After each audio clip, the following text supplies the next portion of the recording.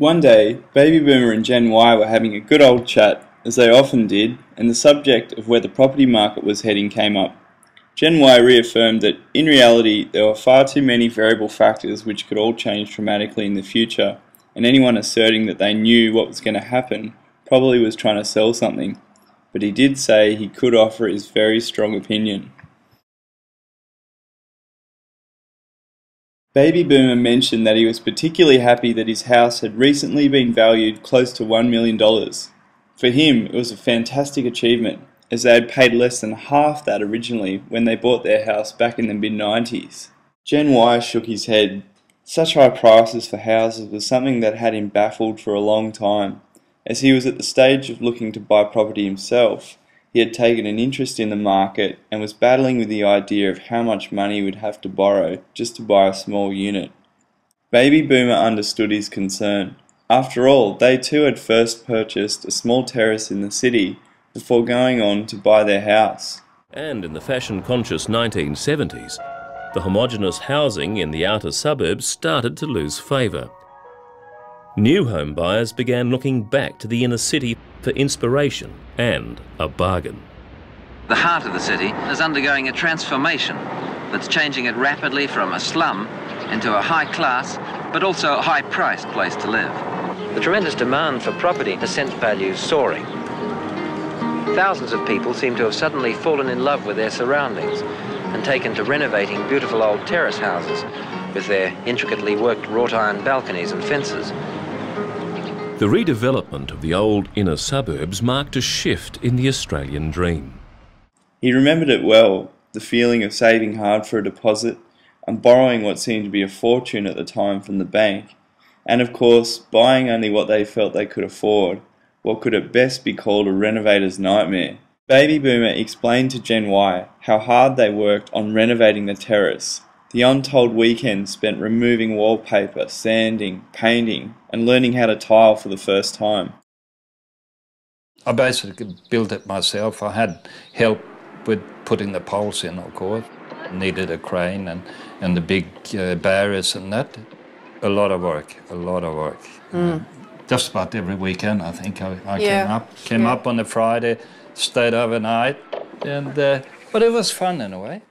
He remembered the blood, sweat and tears that went into making the terrace livable, but also the satisfaction, having a beer at the end of the day, overlooking all the hard work. It was a satisfaction matched only by the improvement in value of the terrace when they eventually came to sell.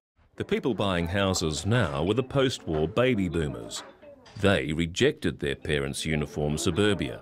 They wanted their homes to have character and individuality, and many were prepared to do it themselves. A scene that could be in any house, anywhere in Australia. The workman is not a qualified tradesman, but a householder. Like hundreds of thousands of people, he's refusing professional help and doing the job himself. The do-it-yourself phenomenon, which has now reached unprecedented levels throughout the nation. This tile here, it can be used by anybody. You ladies out there, I'm sure that if your husband's out at work playing golf and he comes home, you can actually have the wall, the feature wall you've always wanted. You can do this job quite easily. No job is now considered too big for the home handyman. Even the in-ground pool, with all facilities, of course. Yeah, do-it-yourself market, people want to get in and do the job themselves. Self-satisfaction too, you know, they get self-satisfaction out of doing the job itself, saves money. Gen Y was looking at buying a small unit that could also be described as a renovator's nightmare, and for even those in his price range, he was well accustomed to tempering his expectations. But for Gen Y, there was always something that made him feel it was different. Baby Boomer wasn't a builder, but still associated their renovations with the property doubling in value. Gen Y knew no amount of repainting or recarpeting was ever going to double his property's value. And they both agreed, when they compared their pay at the time of buying their first property, Baby Boomer admitted to paying 3 times his annual pay for their terrace in the city. For Gen Y, as a couple in their 30s that both worked full-time and saved, it was now 3 times their combined pay. And considering Baby Boomer had purchased a terrace in the city while Gen Y was looking at a unit further out, When you compared their situations, there was no doubt that affordability had worsened. For 50 years after the Second World War, the average home had cost 3 to 4 times the average salary. But by 2005, that ratio had doubled, and in the big cities, it would go even higher. Baby Boomer could see Gen Y's point. He knew it required taking on such a large amount of debt for a small property, but that's why it was even more important to save up and reduce the loan size. In fact, that's why Baby Boomer admitted to recently giving a family loan in order for one of his kids to afford a unit and get into the property market. But whilst the debt seemed higher, the interest rates were now much lower than when they had bought, so in a way, the work involved in paying off a loan now was the same as it was back then. But much more important than this was Baby Boomer's steadfast belief that property was your security. You could always live in it, and no one could take that away from you. It was a great feeling because it's yours, it's your home, it's your roof over your head. Nobody can put the rent up on you, nobody can kick you out. Further to this, property was also your investment, something for you to work hard on and improve, which would eventually become an asset you own for yourself and form the basis of your wealth.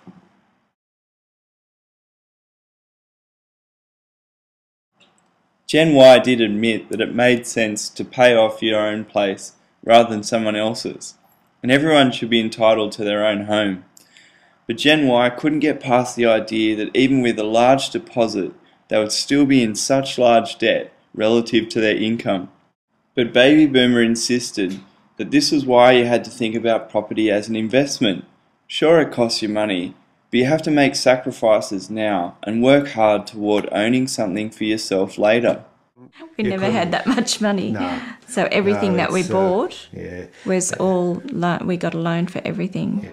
Their migrant parents had always paid cash, but Frank and Lucy broke with tradition and borrowed money against their grape harvest.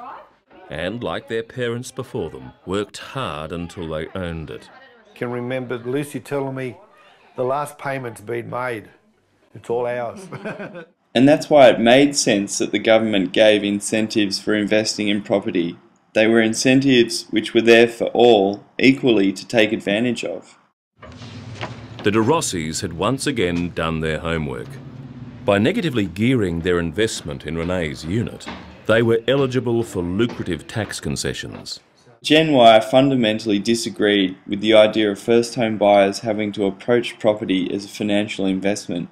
He knew it sounded ideological, but rather than an investment and a source of wealth, Gen Y believed the real purpose of a house had always been, and would always be, a place to live. A place where they could rest after a hard day's work. It was really a necessity for a working family to prosper in a productive economy. This is home. Home for this family, hard-working Australians and children growing to make the next generation. And the practicality of a house meant they had enough room to raise their kids, the next generation, in a place they felt secure. But how could one feel secure in a house when they're in such large amounts of debt? The future of this or any nation is bound up in the dignity of its family life.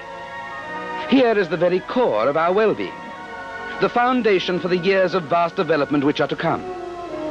A sturdy roof to live under, a patch of ground, trees, and the fresh, clean wind. There is much to be done before every family can enjoy a home of their own, for that is their birthright. But even with the dire housing shortage, the only building the state government seemed to be interested in building around the city were not affordable but luxury apartments, the idea of which was a bit of an oxymoron really. I mean, how could people pretend to live in luxury in such a small space, and after borrowing so much money to do so? And property as an investment for first home buyers that first of all just needed a place to live, particularly confused the issue of what kind of property they needed to buy. You can't buy property for investment from your heart, you've got to do it from the head. And I only knew a little bit and he knew jack shit. Having no other assets as collateral, Gen Y felt the government's policies that favoured property as an investment left him considerably exposed to investing all of their precious savings into such a small property. This strategy has one very obvious flaw. It represents a one-way, totally unhedged bet on a single market, the property market.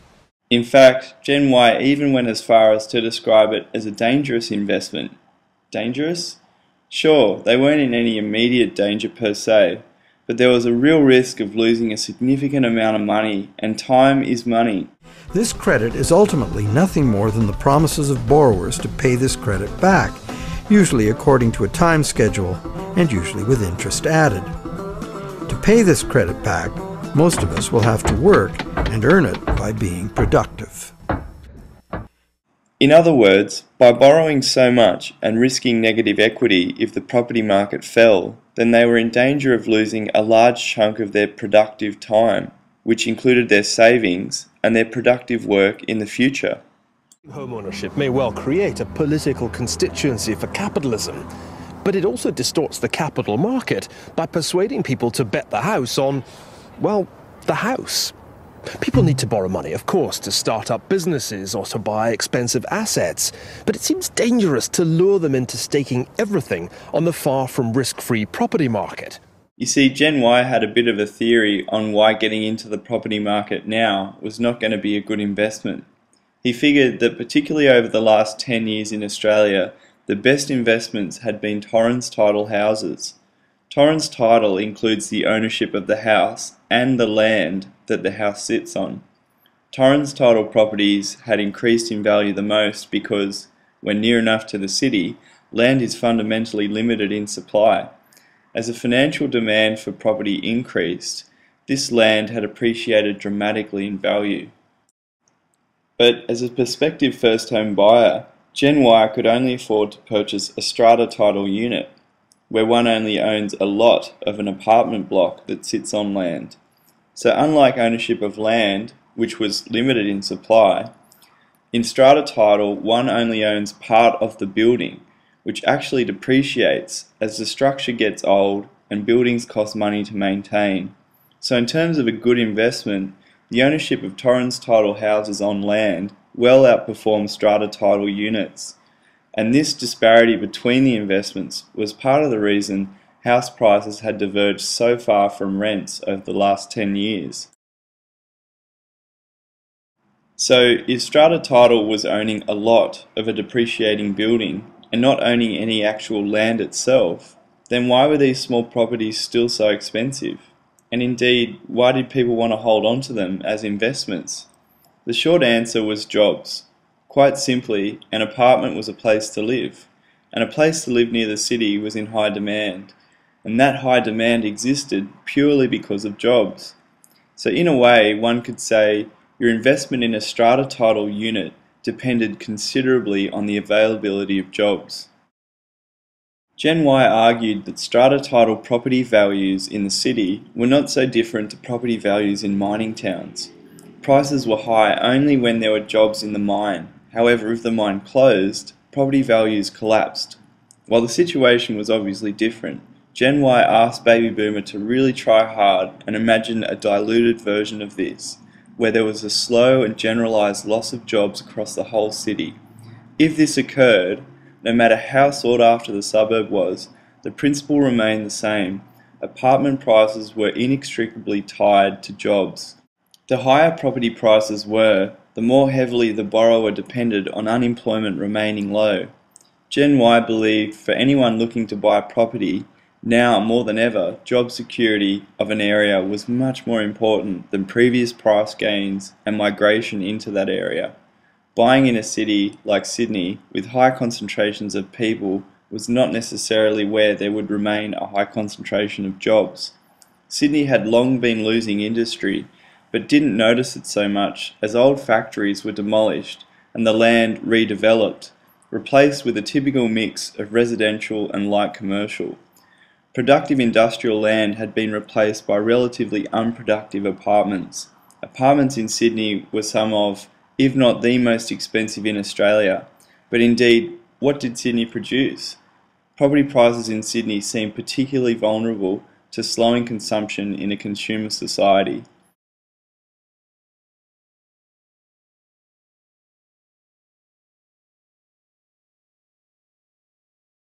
Indeed, Gen Y had started to notice that, in particular, it was this new light commercial and retail property located near new apartments that more often than not remained untenanted. It was weird, right? Like, even with all those people living in their new luxury apartments, they obviously weren't spending enough for a business to find tenanting one of these vacant shops viable. Pfft, job losses, Baby Boomer thought. They'd owned a property through the 1990s recession, and sure, people had lost their jobs, but property didn't crash then. It simply plateaued out for a while. People were always going to want to live around the city in the future, even if they were out of work for a while, and that's why property prices around the city, in the long term, wouldn't go anywhere but up. They'd bought and begun to build at a time when, for a lot of people, the great Australian dream had turned into a nightmare. This is a recession that Australia had to have. When interest rates went as high as 18%, hundreds of thousands went into housing stress, spending more than 30% of their incomes just to service their home loan. Some couldn't afford to hold on and were forced to sell. But even though the bubble had technically burst, the dream was so fixed in the Australian character that demand for housing remained high. Prices didn't plummet, but only flattened out. Then, slowly at first, they started to rise. It's this resilience that makes property investment so attractive to Australians. Gen Y agreed. Sure, property had shown great resilience through the tough economic times in Australia, particularly during the Great Recession we had to have, and this helped explain why so many people were now leveraged right up on property, in some cases 97%, and just recently the major banks were now offering as much as 95% of a loan. In fact, some banks were now starting to allow proof of rental payments in lieu of a deposit, as low credit growth put pressure on the continued expansion of their loan books. On the other hand, the banking system drives its profits via the expansion of its mortgage books and therefore credit growth. What about this new practice introduced by St George that allows potential borrowers for residential houses to use their rental payments as evidence of real savings? Steve King, what do you think about this? I think it's a sign that banks have been pushing up the loan-to-valuation ratio for the last 30 years, and the only way they can continue the business, since prices have been driven so high compared to incomes, is by continuing to expand that loan-to-valuation ratio. It's irresponsible lending, it's irresponsible behaviour. Gen Y thought that this was particularly irresponsible of the banks and the governments that allowed it, because they knew the single and most important difference between 1990 and if we were to have a recession tomorrow was that this time around it was the households that were carrying the debt, not businesses like in the 1990s recession.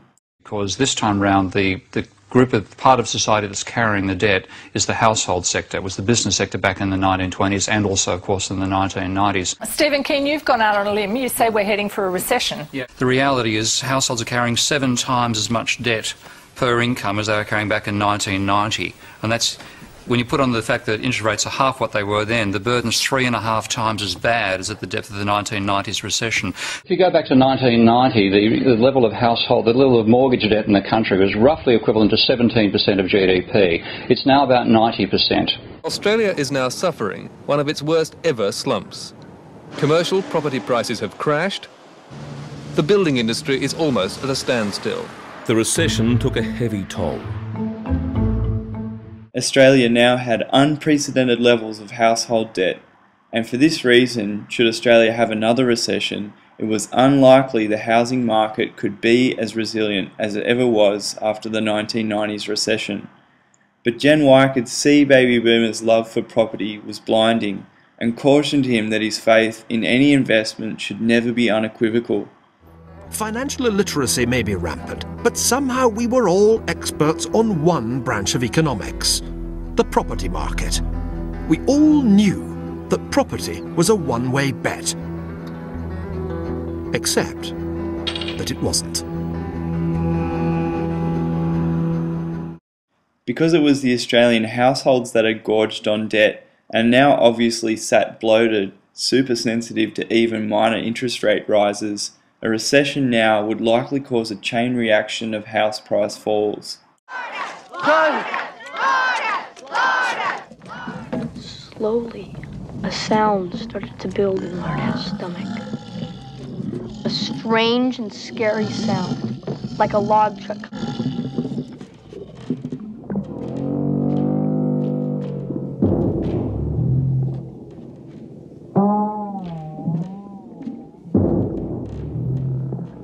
Suddenly, Lardes opened his mouth. And before Bill Travis knew it, he was covered with 5 pies worth of used blueberries. The women in the audience screamed. Boss man Bob Cormier took one look at Bill Travis and barfed on Principal Wiggins.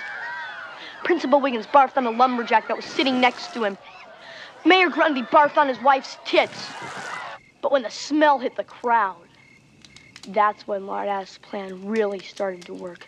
Girlfriends barfed on boyfriends. Kids barfed on their parents. A fat lady barfed in her purse. The Donnelly twins barfed on each other. And the women's auxiliary barfed all over the benevolent order of antelopes.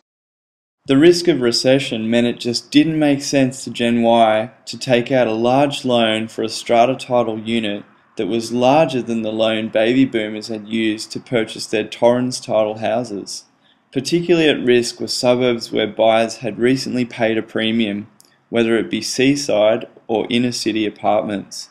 The risk even extended to first home buyers who had bought units in more affordable suburbs neighbouring some of the premium suburbs, as many of them had relied on family loans in the last 5 years to purchase these properties. Also at risk were suburbs near the city where prices had quite obviously been subject to investor speculation, which was evident through the pattern of their stock on the market. Unfortunately, areas with large amounts of first home buyers who bought in 2008 and 2009, such as Western Sydney, would be particularly hard hit by a recession. But Baby Boomer insisted they shouldn't be so afraid of taking on such large debt. The only way to get ahead was to take out a loan and get into the market. If you wait to have the cash, you're not getting anywhere. Climbing the upgrading ladder was the only way you were ever going to eventually own your own house. While $1 million seemed like a hell of a lot of money for a house, they needed to just bite the bullet and get into the market. Then one day, like them, Gen Y would find themselves owning a house too that, in the future, would be worth what also seemed to be a crazy amount of money. $100 billion.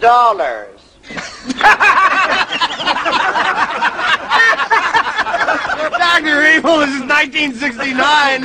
That amount of money doesn't even exist. That's like saying, I want a bajillion dollars. At this point, Gen Y was now getting really frustrated. Who's going to buy that house off you for $1 million? Baby Boomer insisted that just the other day, a house down the street sold for a little under $1 million, and that place was much smaller than their house. But Baby Boomer didn't know what kind of person bought the property, but it didn't really matter. They were told their house was worth $1 million, and that was really good enough for them. It was ironic that the question mattered more to those who challenged the value of the property rather than those who are actually in a position to sell it.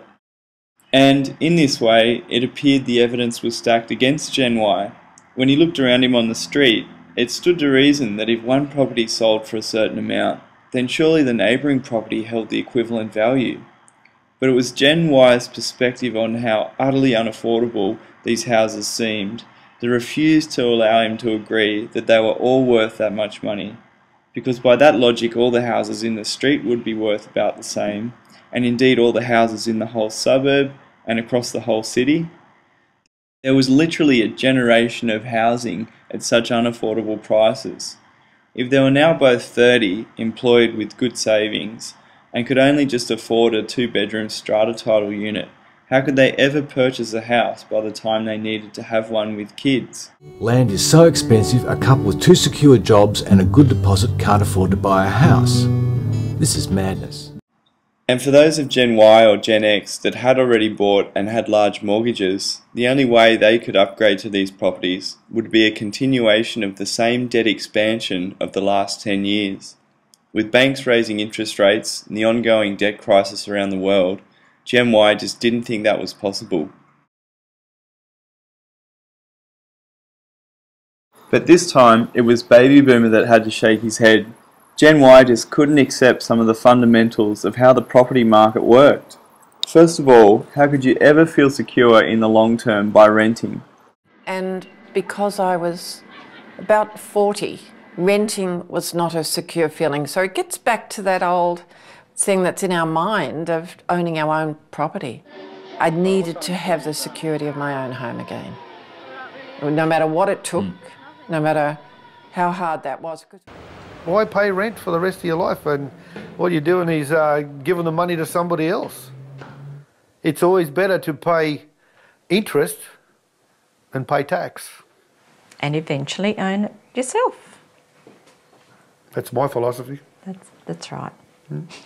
Secondly, unemployment had remained low in Australia, and people from all around the world wanted to live here, partly because we're in the middle of a once-in-a-generation mining boom, exporting to countries in Asia that were growing at phenomenal rates and were set to keep growing into the future.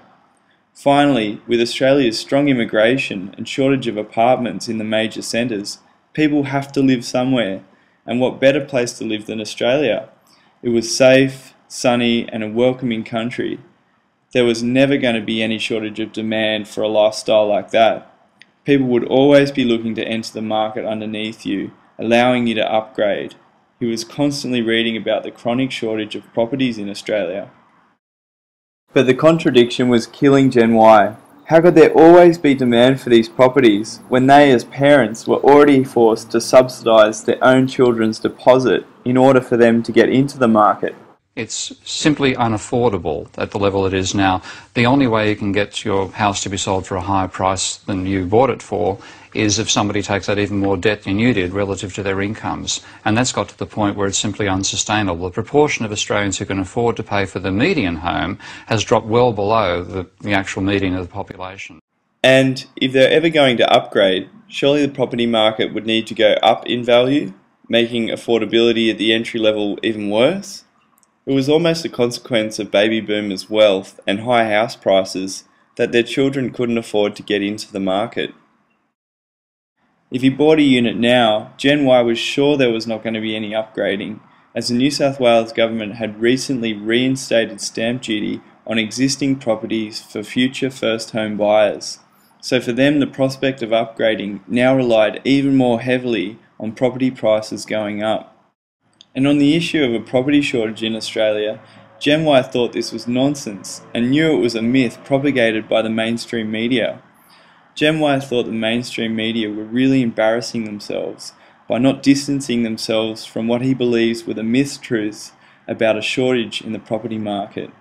Many of them were essentially selling out the trust of their viewers to the financial interests of their advertisers. Sure, main cities had seen a strong influx of population over the last 10 years, but he knew the majority of these people were not pushing up house prices. Look at that. Yes, it's true. We had a big population surge under Howard's massive immigration intake between 2006 and 2010. So that recent historical episode, there was a period where the number of people coming into the country, the growth of population, exceeded the growth of housing. It's a useful story to explain, to justify a house price bubble, and any story to make a house bubble seem rational needs some sort of good story, and that's what I see it as. When you look for the analysis, you can't find those driving forces. The driving force is debt. Immigration to a new country was difficult, and Gen Y thought the vast majority of these people lived within their means. For centuries, the small Italian landholder and his family have worked industriously and lived frugally simply to stay alive. They come to Australia, and the same habits of work and thrift come with them. Gen Y's opinion was it wasn't the immigration of people, but rather the immigration of money and investment in housing that was causing the problem. It's not about race and so forth anymore. It's more of a class separation in this country. And the very, very wealthy continue to thrive and survive. The rest of us are just trying to scratch and make it. Gen Y felt that during the 1990s, before property prices had quite obviously been inflated by investors entering the market in 2000, the choice and hence value of entry-level properties for first home buyers was much better. The upgrading process involved new first home buyers entering the market, buying out the debt of previous first home buyers, which then enabled them to go on and actually buy their first house. Good turnover in the market meant the values of houses went up, which in turn allowed the vendors of the house to upgrade to the more expensive properties at the upper end of the property market.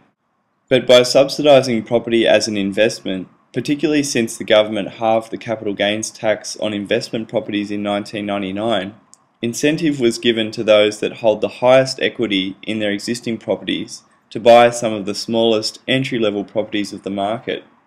Having the largest debt on investment properties, it's fair to say the top 40% of the wealthiest people in Australia own some of the smallest, most affordable properties that should, in all fairness and in the best interest of property market turnover, be reserved for first home buyers.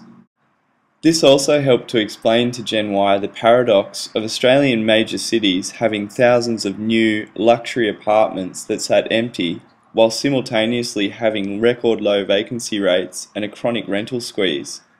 As the rising market made property investment more attractive, more and more investors continued to outbid new first home buyers. And ongoing financial deregulation increasingly liberalised lending so that homeowners could tap their home equity too and become property investors. Their dream home was also the base from which Joe and Sophia ran their wholesale supplies business. Initially, it did well and gave them confidence to invest. Joe's idea of the dream was to expand and to use the original property, which was our home, as a financial basis to feed the rest of his dream, which was owning multiple properties. It wasn't just people buying a roof over their head anymore. Tax incentives and available cash encouraged thousands of Australians to become property investors. However, because they essentially cottoned on to the idea later, and as they were regular home owners, and as such their earnings and equity were less, their loans were much higher leveraged, and they had to rely much more heavily on policies like negative gearing. This explained why it was those earning less than $80,000 a year that owned nearly 80% of all negatively geared investment properties in the financial year ending in 2009. And of course, it's the older existing apartments which are inherently limited in supply that are the most affordable properties on the market. So when the government incentivises property as an investment, and the banks open lending right up for both the wealthy and regular homeowners, it's easy to see how the bottom end of the market has been crowded out, resulting in an apparent property shortage in capital cities. Stage 2 is a total of 116 apartments, so it's larger than Stage 1. 69 are one bedroom, 36 two, and 11 three bedrooms. So there's a predominance of one bedroom. With about a 40 to 60% split between investors, 40%, 60% owner occupiers, and certainly of the owner occupiers, the majority of being first home buyers.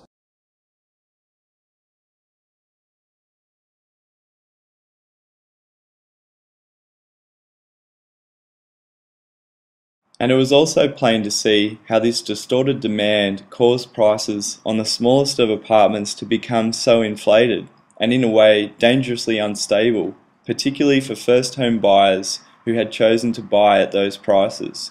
It was just the old case of there being enough for everyone's need, but not enough for everyone's greed. But it made sense in a way. It was essentially an easy way for governments, the property industry and property owners to squeeze more money out of existing properties without having to do any extra work. In fact, in cities with a shortage of affordable properties, figures showed government policy actually worked against the production of new dwellings.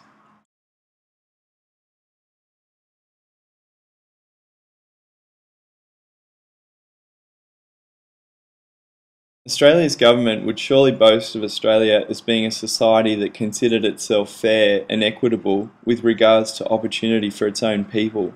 But when it came to sharing the wealth with what was in truth the biggest financial asset most normal people ever owned, it was obvious to Gen Y that policy consecutive governments implemented could hardly be called fair. Gen Y was really cranky with his government that consistently pursued policy that gave him a choice between taking on massive mortgage debt or, in a way, putting his life on hold, living light and having to pack and move every 6 to 12 months.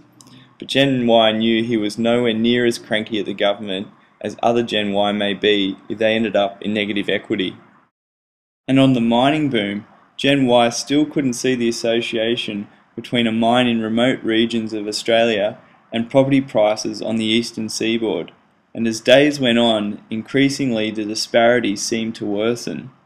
It seemed baby boomers assumed that somehow they were going to be given some of the wealth by these international prospectors without having to do any of the work. What's that? What about our oil? What about it? We have oil here. That's worth something. Oh, do you have someone who can drill for it? Do you think there's oil here? I know there is. Oh, it's very expensive to drill.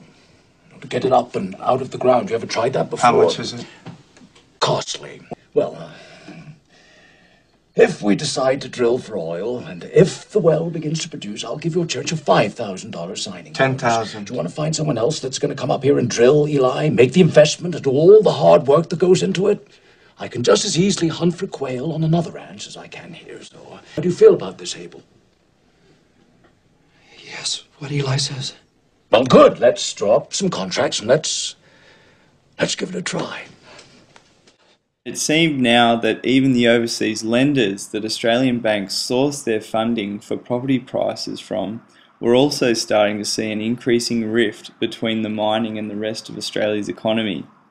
As the two-speed economy worsened, Australians were starting to see that while the mining companies were making good money, the money was not flowing as freely from the mines to the malls throughout the rest of Australia's economy. You are a stupid man, Abel. You've let someone come in here and walk all over us. You let him in and do his work here, and you are a stupid man for what we could have had. I followed his word, Eli. I tried. You didn't do anything but sit down. You're lazy and you're stupid. House prices had been rising consistently over the last 20 years in Australia, and this had particularly been the case since the lending practices of banks had been relaxed, who were able to source more and more of their funds from overseas investors. Until the early 1980s, most people pursuing the Great Australian Dream were looking for physical and financial security.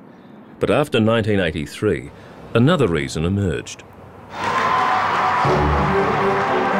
The Hawke Labor government swept into office, and Treasurer Paul Keating began a series of bold economic reforms.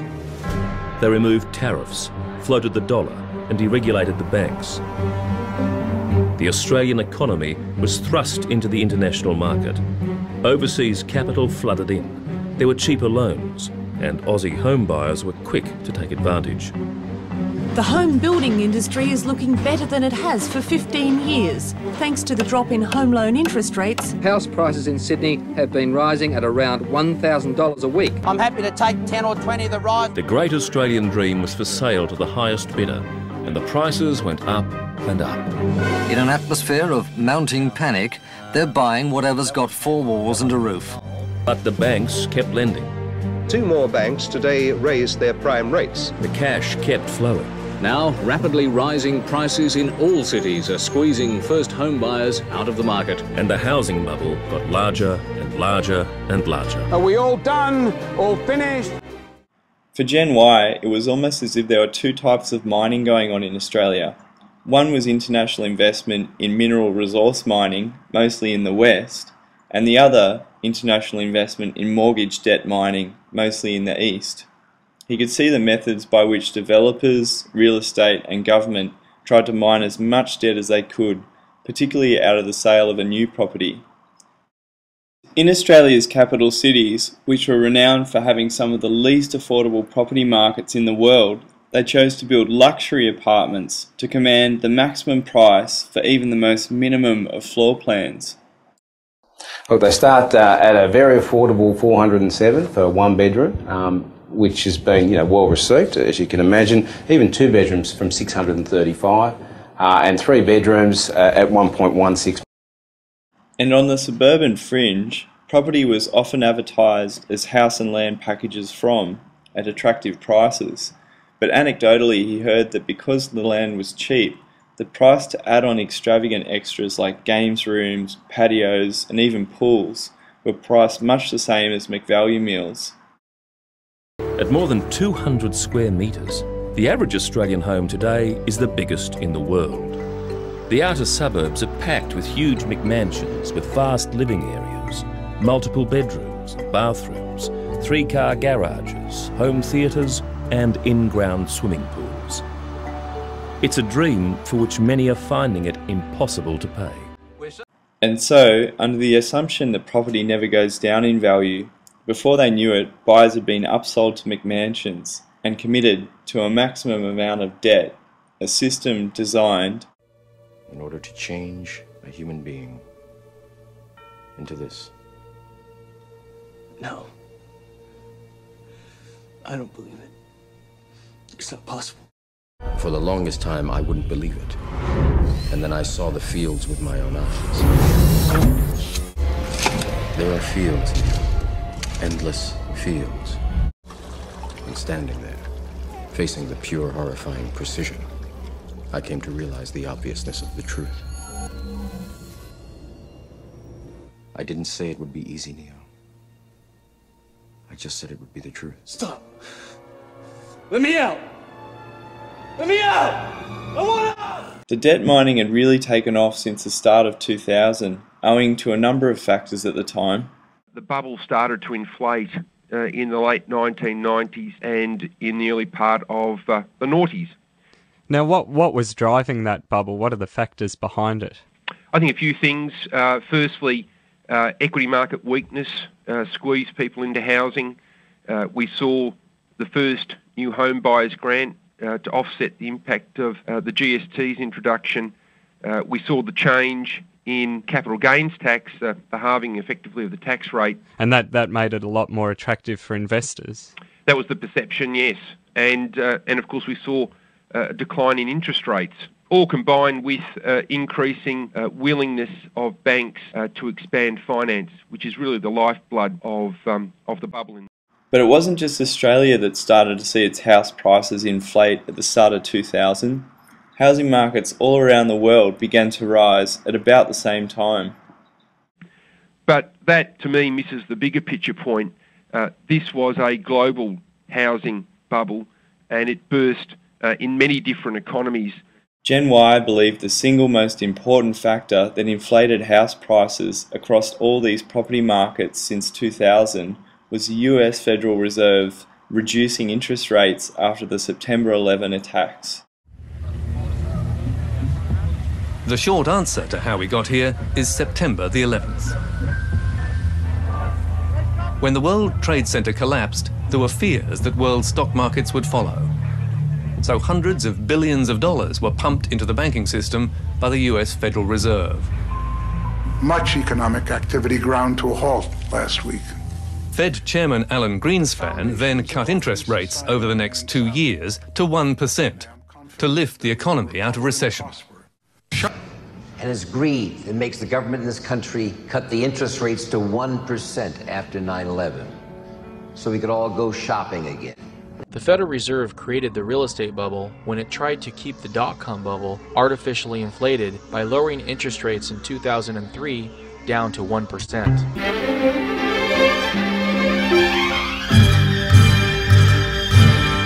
The most powerful central banker of the 20th century. Greenspan has become an economic icon. Alan Greenspan says the economy is hunky-dory. Greenspan gone wild. It's like girls gone wild.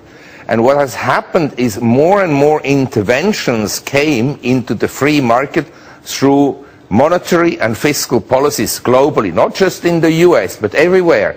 And so it distorts the market with artificially low interest rates.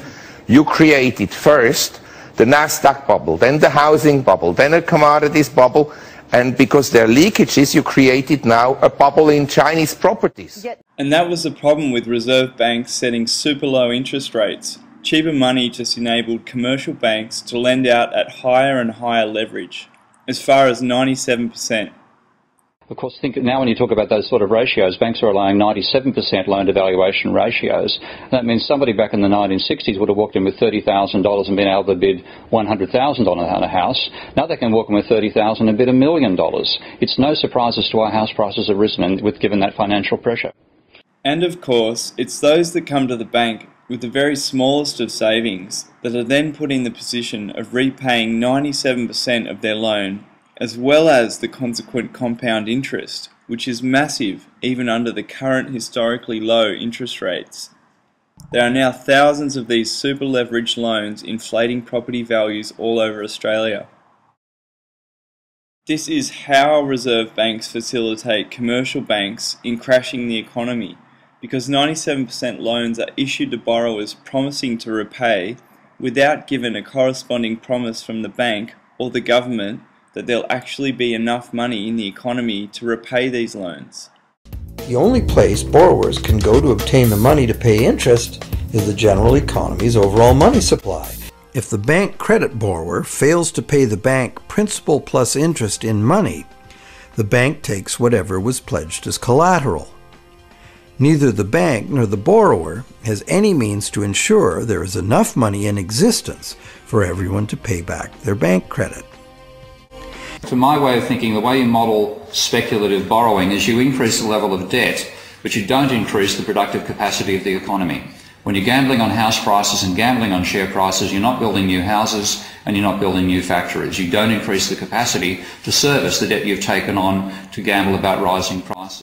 So when Alan Greenspan facilitated super cheap money in America's deregulated financial system, it intended to kickstart spending and production in the US economy.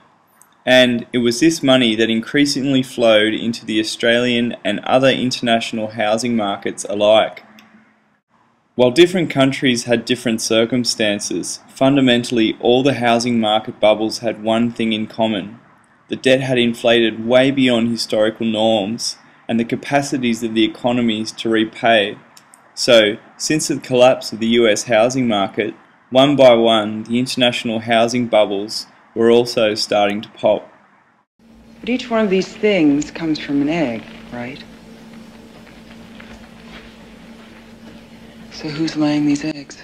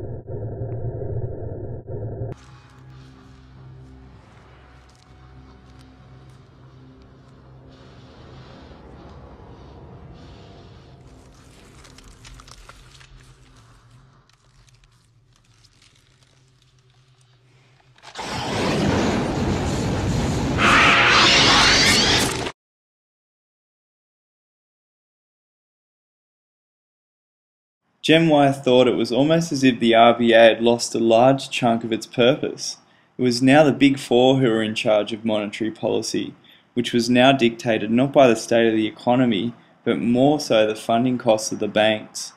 You see, the RBA was established in 1960 to monitor the economy and set a base price for borrowing money for the regulated banking system to make loans, which were funded mostly by deposits sourced from that economy.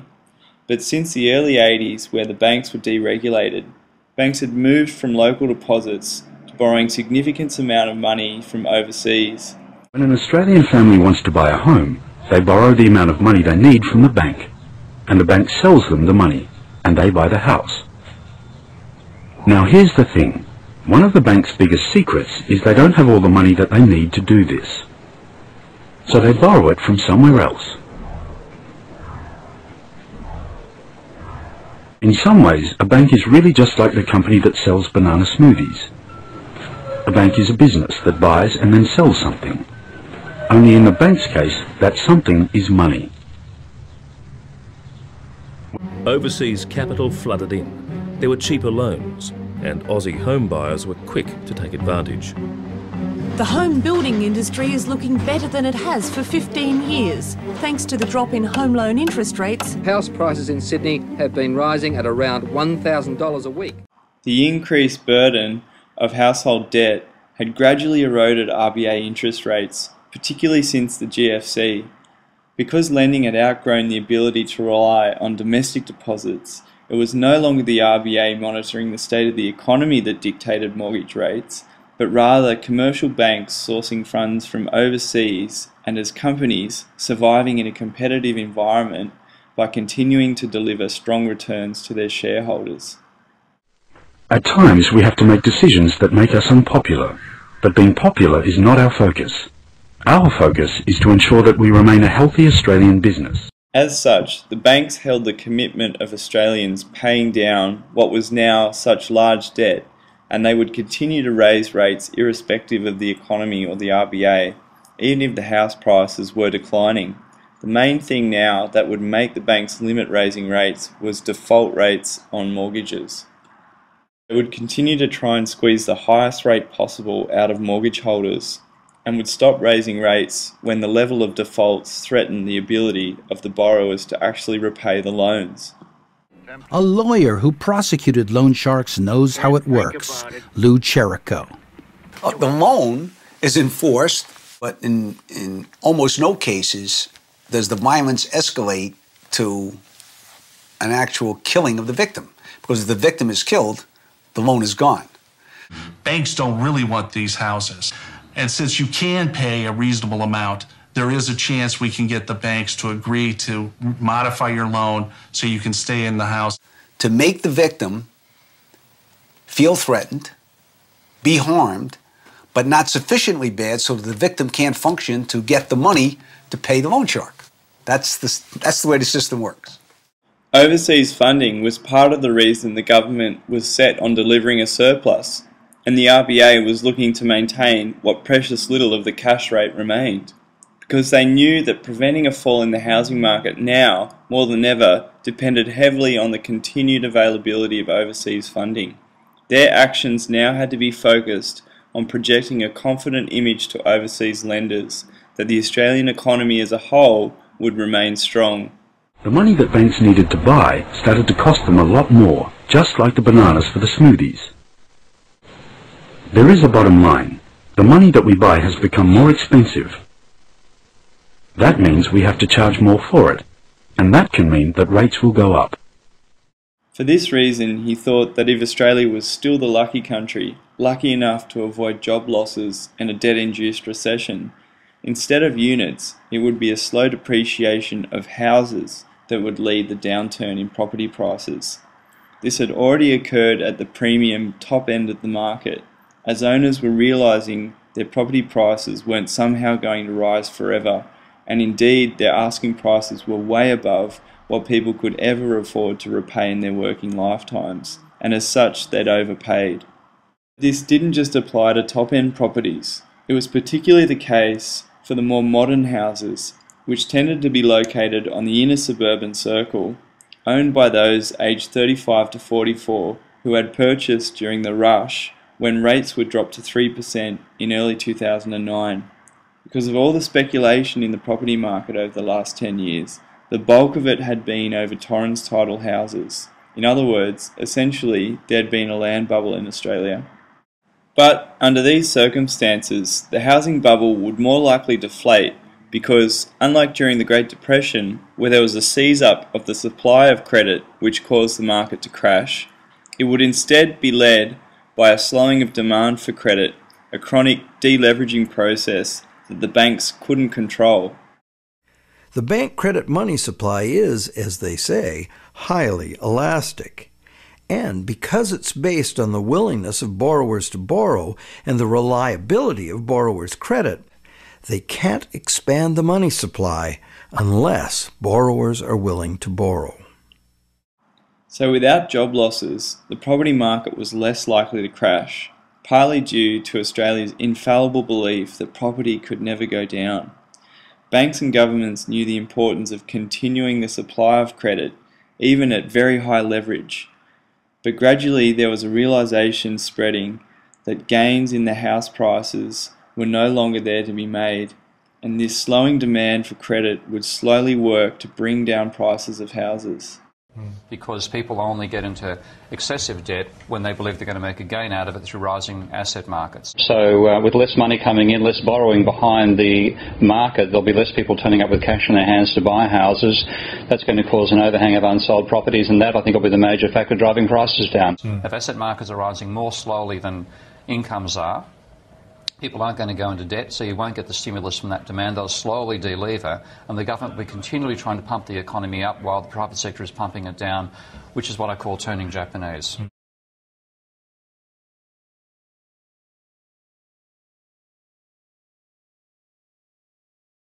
You got me turning up and turning down, I'm turning in, I'm turning right, I'm turning Japanese. I think I'm turning Japanese, I really think so. Turning Japanese, I think I'm turning Japanese, I really think so. Turning Japanese, I think I'm turning Japanese, I really think so. Turning Japanese, I think I'm turning Japanese, I really think so.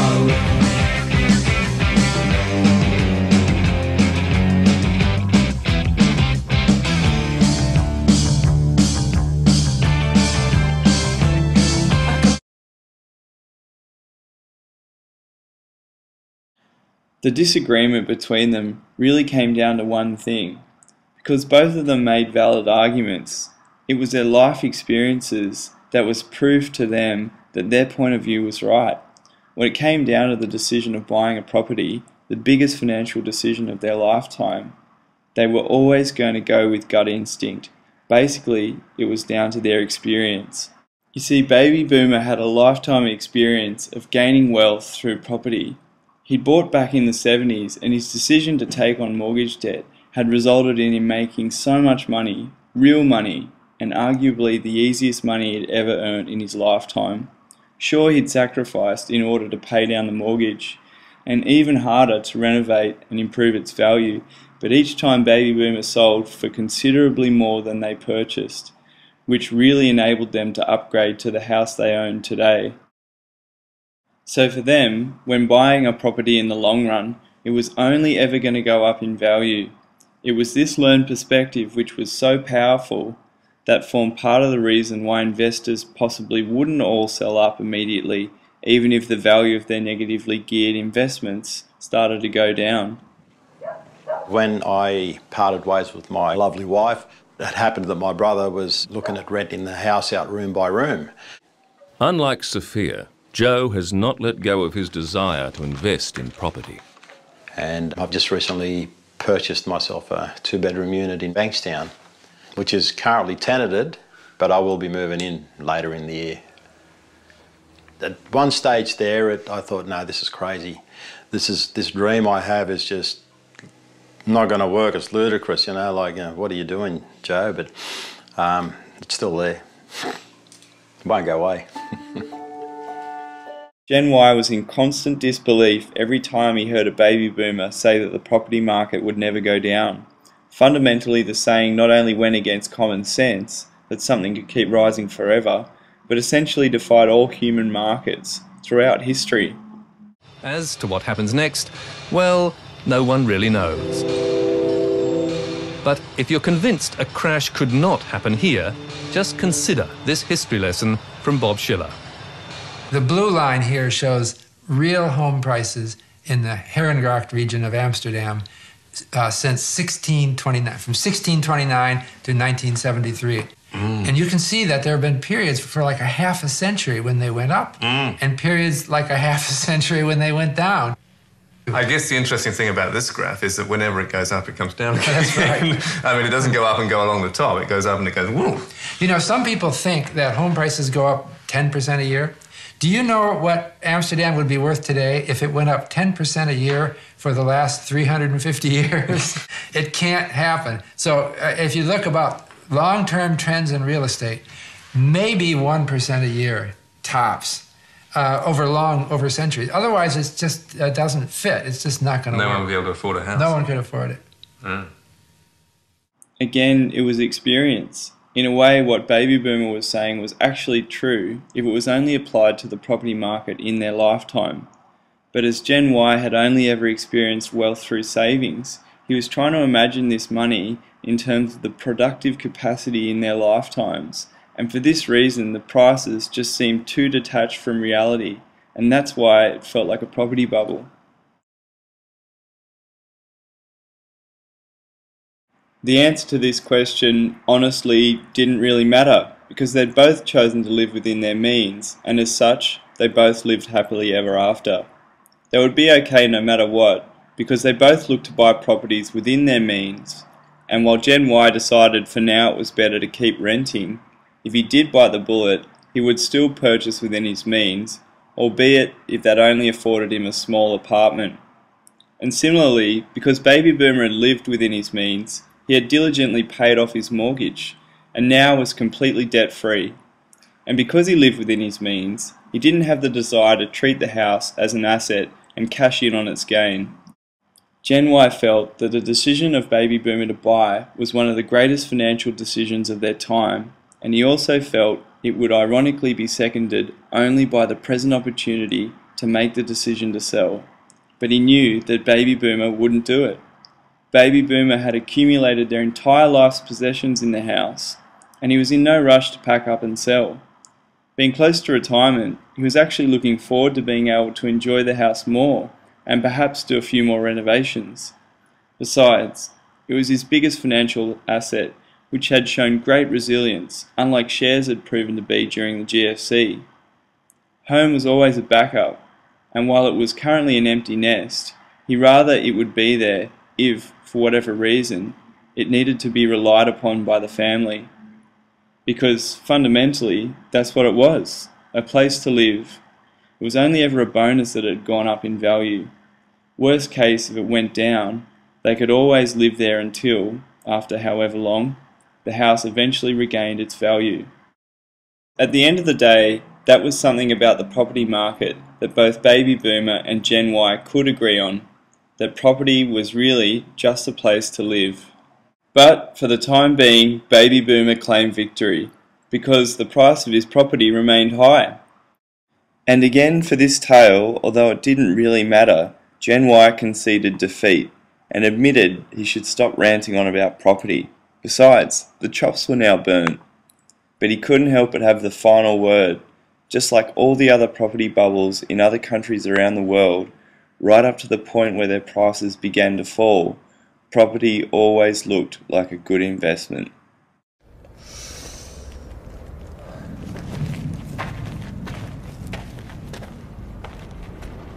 Hey Vince, tu la connais l'histoire du cam qui tombe d'un building de 50 étages? Et à chaque étage, pour se rassurer, le cam il se répète: jusqu'ici tout va bien, jusqu'ici tout va bien, jusqu'ici tout va bien.